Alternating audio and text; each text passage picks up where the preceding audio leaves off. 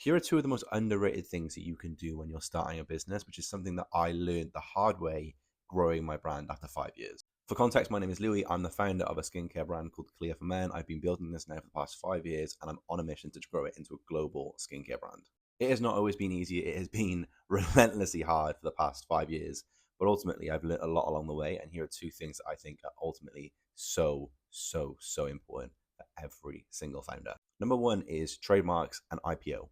Have you got trademarks for your logo? Have you got trademarks for your words as well? Because remember, they are different. It's different to have a word and a logo trademark. They are two separate things. So make sure that you're looking into those. And also, do you own the intellectual property of your product? I.e., for myself, I have a private label manufacturer.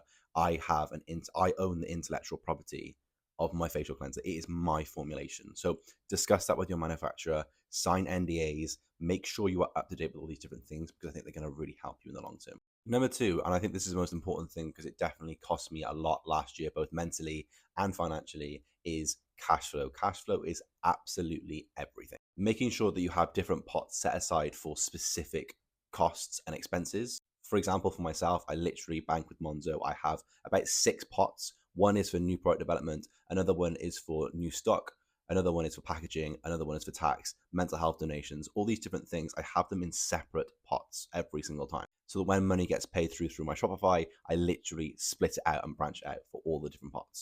I do this for a variety of reasons, but ultimately I don't want to just have money sat in my bank because I do not know how much money needs to go out for different things. So if I can literally spread it across all those different expenses, I know what I'm actually left with at the end of every month. There are also a lot of banks out there as well that you can literally get interest on savings. So like, I think a lot of my accounts, I think like it's a small amount of savings, it's like maybe 2.5% AER.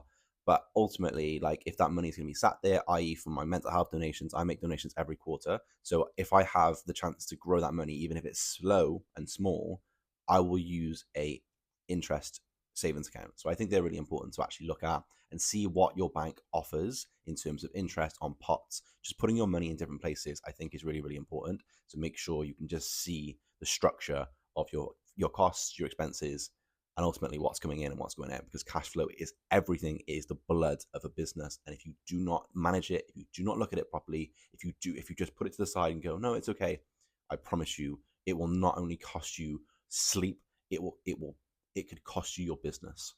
Look and live and breathe cash flow because it is everything. So yeah.